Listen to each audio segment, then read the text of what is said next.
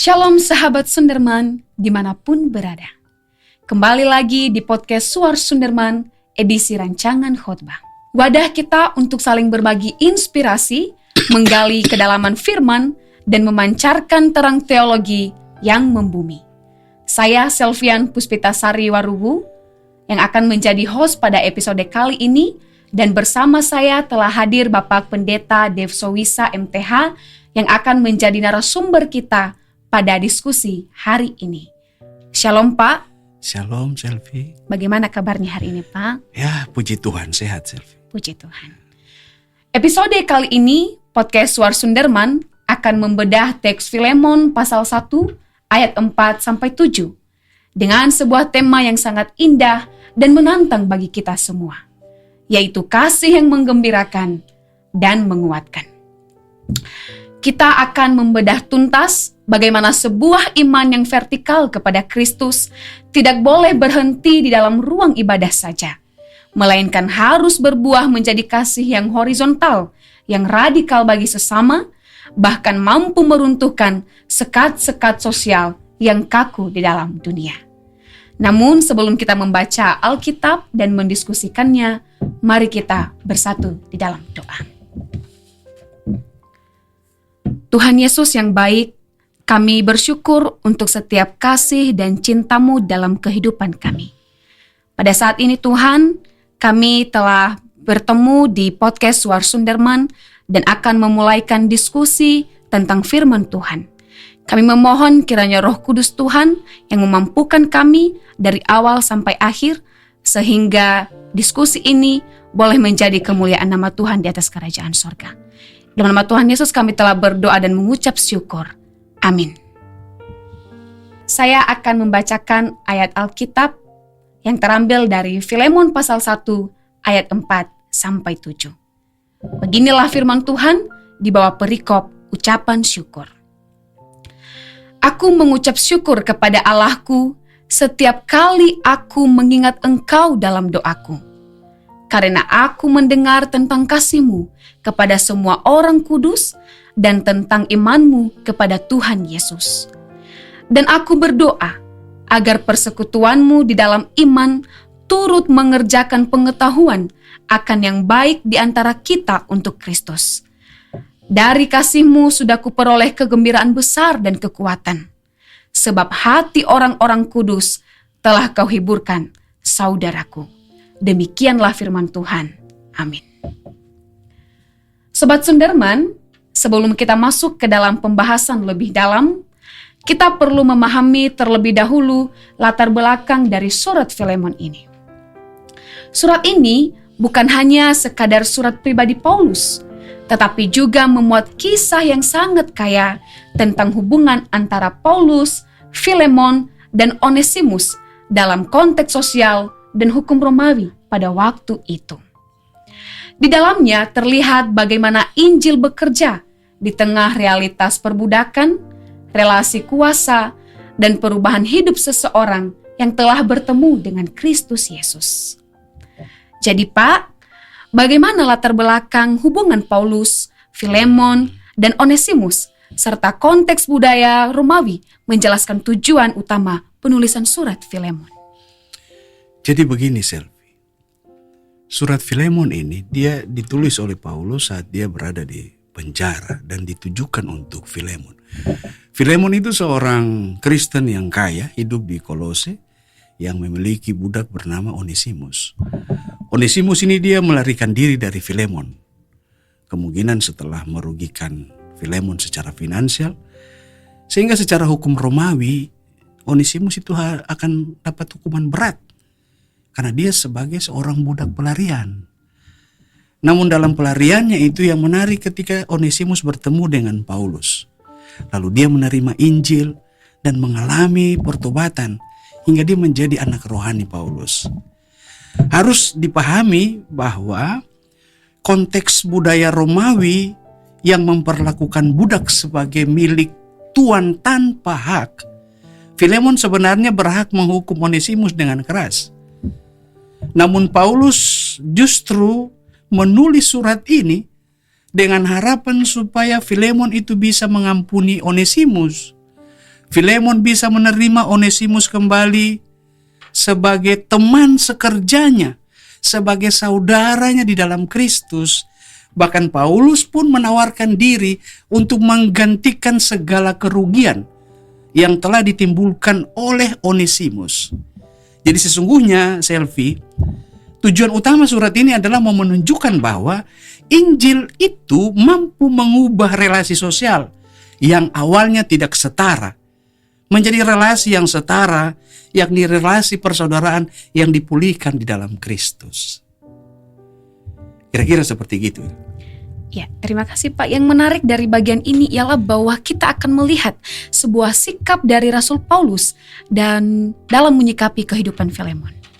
Alih-alih langsung memberikan pujian kepada Filemon atas berbagai kebaikan dan kasih yang ditunjukkan, Paulus justru terlebih dahulu mengarahkan ucapannya kepada Allah dalam bentuk ucapan syukur.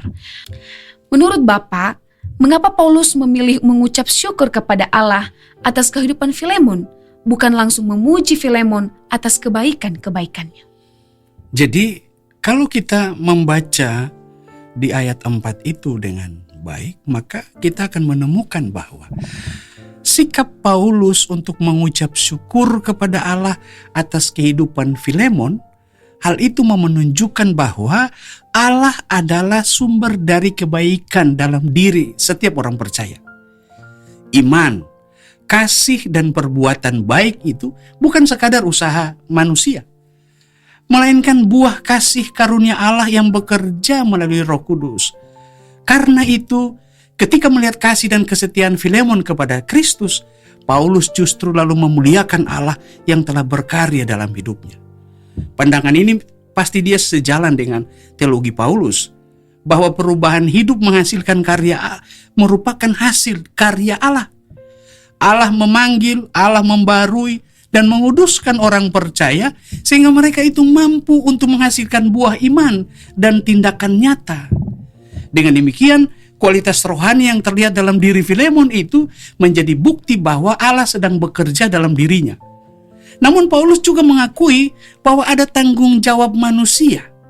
Filemon merespon anugerah Allah itu dengan ketaatan dan hidup dalam kasih. Jadi kolaborasi antara anugerah Allah dan respon manusia inilah yang kemudian menghasilkan kesaksian nyata dalam rangka membangun kehidupan umat.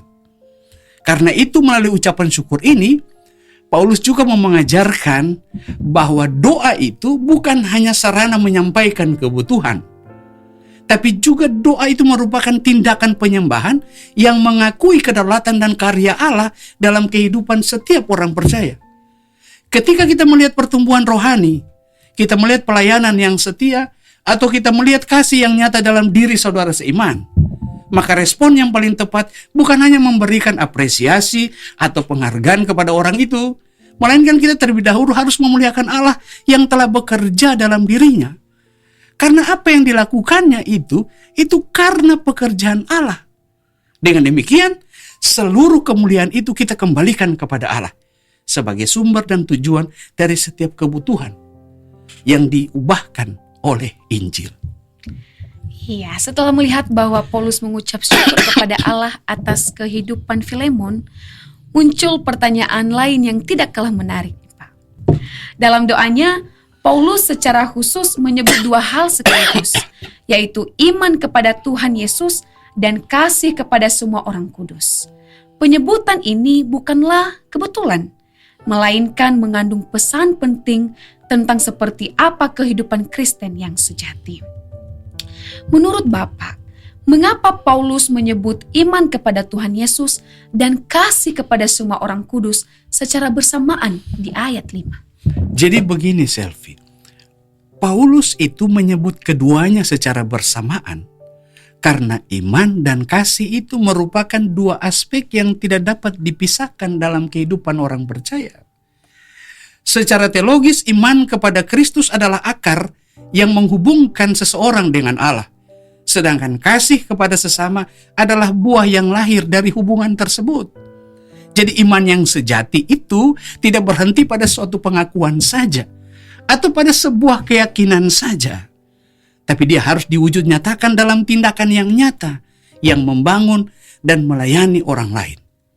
Nah, kita bisa lihat itu dalam diri Filemon, di mana Paulus melihat bahwa kasih kepada sesama itu merupakan bukti konkret dari imannya kepada Kristus.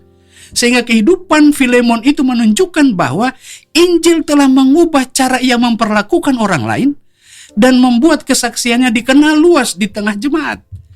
Reputasi Filemon ini menegaskan bahwa iman Kristen itu tidak bersifat pribadi atau tersembunyi, melainkan memiliki dampak sosial yang nyata yang dapat menjadi kesaksian yang terdengar bahkan dari jauh. Sehingga kehidupan orang percaya itu memberi pengaruh yang luas bagi sebuah komunitas iman. Karena itu ketika Paulus memuji Filemon itu tidak hanya ditujukan kepada karakter atau kebaikan Filemon, tetapi terutama kepada karya Allah yang menghasilkan buah melalui hidup Filemon itu. Sehingga pada akhirnya seluruh kemuliaan itu diarahkan kepada Allah, bukan kepada Filemon, karena hanya Allah lah adalah sumber perubahan itu. Jadi sebenarnya kehidupan Filemon ini pada akhirnya menjadi kesaksian bahwa iman yang hidup itu akan selalu menghadirkan kasih yang nyata. Dan ayat ini menjadi pengingat bahwa kualitas iman itu tidak hanya diukur dari apa yang diakui secara lisan, tapi juga bagaimana kasih Kristus itu bisa diwujud nyatakan dalam keseharian hidup. Iya. Pada ayat 6 ini juga, Pak, Paulus menggunakan sebuah istilah yang sangat penting dalam kehidupan Kristen, yaitu koinonia atau persekutuan. Sekilas, kata ini mungkin hanya dipahami sebagai kebersamaan dalam ibadah atau pertemuan jemaat. Menurut Bapak, apa makna teologis dari kata persekutuan dalam iman? Ya, jadi kata persekutuan itu berasal dari kata Yunani koinonia. Kata koinonia itu tidak hanya, saya ulangi lagi, tidak hanya berarti persekutuan dalam arti berkumpul bersama, duduk bersama, berdoa bersama, tapi kata koinonia itu menunjuk pada partisipasi, pada kemitraan, ataupun pada berbagi hidup dalam Kristus. Kalau kita baca itu tertulis nampak sekali pada Kisah Para Rasul pasal 2 ayat 41 sampai 47. Di situ kita bisa lihat bahwa bagaimana jemaat mula-mula itu hidup. Jadi ketika jemaat mula-mula terbentuk, saat Petrus berkhotbah 3.000 orang bertobat, lalu kemudian mereka berkumpul, mereka berdoa, mereka juga mendapat pengajaran. Tapi tidak sampai di situ, malah mereka bisa hidup berbagi. Mereka menjual apa yang menjadi bagian untuk kepentingan bersama. Jadi sesungguhnya dalam pemikiran Paulus, koinonia itu adalah hubungan yang dibangun atas dasar Injil, sehingga setiap orang percaya itu saling menanggung beban, saling melayani, dan saling menghidupi kasih itu secara nyata. Karena itu Paulus berdoa agar koinonia Filemon ini menjadi semakin efektif. Apa maksudnya itu? Maksudnya adalah iman Filemon itu tidak hanya dipahami secara pribadi, tetapi diwujudkan dalam tindakan yang mencerminkan kasih Kristus kepada orang lain. Karena melalui praktik kasih, pengampunan, dan pelayanan, maka orang percaya semakin mengenal kedalaman anugerah Allah dan memahami apa yang benar-benar baik menurut kehendaknya. Itu yang diharapkan Paulus, dan itu yang dilakukan oleh Filemon. Selanjutnya, Pak, di bagian penutup doa syukurnya, Paulus memberikan sebuah pujian yang sangat indah kepada Filemon. Dia mengatakan bahwa Filemon telah menyegarkan hati orang-orang kudus. Menurut Bapak, mengapa Paulus memuji Filemon sebagai orang yang menyegarkan hati orang-orang kudus? Dan apa makna teologis dari ungkapan tersebut? Jadi begini, Selvi.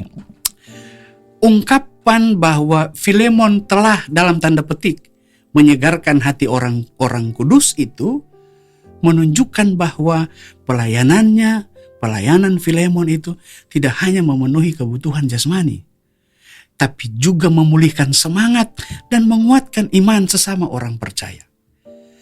Kata Yunani anapapautai itu yang digunakan Paulus memiliki makna memberi kelegaan. istirahat atau penyegaran setelah kelelahan. Sehingga itu menggambarkan dampak nyata dari kasih Filemon terhadap kehidupan jemaat. Jadi secara teologis, tindakan ini mencerminkan panggilan setiap orang percaya untuk menjadi saluran kasih Kristus. Kasih Kristen itu bukan sekadar perasaan atau kata-kata, bukan sekadar simpati, tapi kasih Kristen itu harus diwujud nyatakan melalui tindakan yang menghibur, yang menopang, atau bahkan memulihkan orang lain. Jadi, Filemon kemungkinan besar menggunakan rumah, harta, dan pengaruh yang dimilikinya untuk melayani jemaat di Kolose, sehingga banyak orang yang mengalami penguatan melalui hidupnya. Menariknya adalah, dampak pelayanan Filemon ini bahkan dirasakan oleh Paulus yang sedang dipenjara. Kabar tentang kasih dan kemurahan hati Filemon itu menjadi sumber sukacita dan penghiburan bagi sang rasul. Selain itu, ketika Paulus memanggilnya saudaraku, ia mau menegaskan hubungan yang didasarkan pada kesetaraan dalam Kristus, bukan pada otoritas semata. Dengan cara ini, Paulus juga sedang membangun landasan pastoral yang sangat kuat sebelum mengajukan permintaan penting mengenai Onesimus, yaitu agar Filemon kembali menunjukkan kasih yang menyegarkan dan memulihkan itu kepada Onesimus dalam tindakan-tindakannya yang nyata. Bisa kita bayangkan ya Pak, jika setiap umat yang percaya kepada Allah dalam Kristus Yesus memiliki karakter seperti Filemon, yakni memiliki iman yang teguh, kasih yang tulus, dan kehidupan yang membawa sukacita serta penguatan bagi orang lain. Pasti komunitas umat percaya akan menjadi tempat yang penuh damai dan pemulihan. Inilah yang membuat surat singkat kepada Filemon tetap relevan hingga hari ini. Pertanyaannya, bagaimana kita dapat menghidupi teladan tersebut? Menurut Bapak, apa pelajaran praktis yang dapat diterapkan gereja masa kini dari teladan Filemon dalam Filemon pasal 1 ayat 4-7 ini? Jadi Selvi, teladan Filemon ini sebenarnya mengajarkan bagi kita bahwa iman yang sejati itu harus diwujud nyatakan melalui kasih yang nyata kepada sesama. Iman itu bukan hanya soal hubungan vertikal, tapi iman itu mesti juga dinyatakan dalam hubungan horizontal dengan sesama. Oleh sebab itu gereja dipanggil menjadi komunitas yang tidak hanya mengajarkan tentang kebenaran, tapi gereja itu juga mampu menghadirkan kasih yang menguatkan, yang memulihkan dan menyegarkan hati orang lain. Dengan demikian kehidupan jemaat menjadi kesaksian yang hidup tentang karya sukacita itu, kabar keselamatan itu, atau karya Injil itu. Pada titik ini, Paulus mau menunjukkan bahwa pentingnya mendoakan dan membangun sesama orang percaya. Ia tidak hanya memberi nasihat kepada Filemon, tapi ia juga terus mengingatkan Filemon, bahkan ia ingat Filemon dalam doanya dan terus menyebut nama Filemon dalam setiap doanya. Hal ini mau mengingatkan kita gereja untuk saling menopang melalui doa, perhatian dan dukungan rohani, terutama di tengah-tengah berbagai tekanan dan tantangan hidup. Gereja tidak bisa hidup untuk dirinya sendiri. Gereja harus bisa hidup bagi orang lain. Sebagaimana Kristus hidup bukan untuk dirinya, maka gereja pun juga harus hidup bukan hanya untuk dirinya, tapi kehadirannya itu harus bagi orang lain. Dan di titik ini juga Filemon memperlihatkan bahwa persekutuan yang sejati itu akan selalu berpusat pada Kristus. Dan ketika berpusat pada Kristus, maka pusatnya itu bukan kepada kepentingan pribadi. Ketika setiap orang, setiap warga jemaat rela melayani, rela berbagi, bahkan berkorban demi kebaikan bersama, tubuh Kristus dibangun dan kasih Allah dinyatakan secara nyata, maka disitulah yang disebut kehadiran gereja. Pada akhirnya Filemon pasal 1 ayat 4-7 ini mau menegaskan bagi kita bahwa iman yang hidup itu akan senantiasa menghasilkan kasih yang aktif, bukan yang pasif. Dan kasih itu akan membangun persekutuan yang sehat. Dan semua itu merupakan buah dari karya Allah yang mengubah hidup orang percaya untuk kemuliaannya. Seperti itu kira-kira penjelasannya. Terima kasih atas penjelasannya. Luar biasa diskusinya hari ini, Pak. Kiranya diskusi kita kali ini dapat menjadi berkat bagi para pendengar Suara Sunderman dan juga dapat menjadi bahan rancangan khotbah pada hari Minggu tanggal 28 Juni 2026. Demikian, Pak, untuk mengakhiri diskusi kita, bisakah Bapak berdoa untuk kita? Ya. Oke, mari kita berdoa. Kami bersyukur kepadamu ya Allah Bapa, Anak dan Roh Kudus yang telah menuntun kami dalam podcast Suara Sunderman saat ini. Kami tahu bahwa kami lemah dan terbatas. Mungkin saja ada kekurangan dan kelemahan dalam menyampaikan apa yang Kau kehendaki bagi kami melalui diskusi terkait dengan Filemon pasal 1 ayat 4-7 ini. Biarlah Roh-Mu senantiasa bekerja atas kami, termasuk para pendengar podcast Suara Sunderman ini, sehingga atas kuasa Roh Kudus semua kami bisa mengerti dan memahami kebenaran firman-Mu melalui diskusi hari ini. Dan biarlah kami semua bisa melakukannya dalam keseharian hidup kami. Dalam Kristus Yesus kami berdoa. Amin. Sobat Sunderman, pertanyaan buat kita di akhir episode ini, apakah kehadiran kita di tengah komunitas membawa kesegaran atau justru membawa beban? Sampai jumpa di episode berikutnya. Tetap hidupi imanmu. Jangan lupa like, komen, dan subscribe. Terima kasih. Shalom.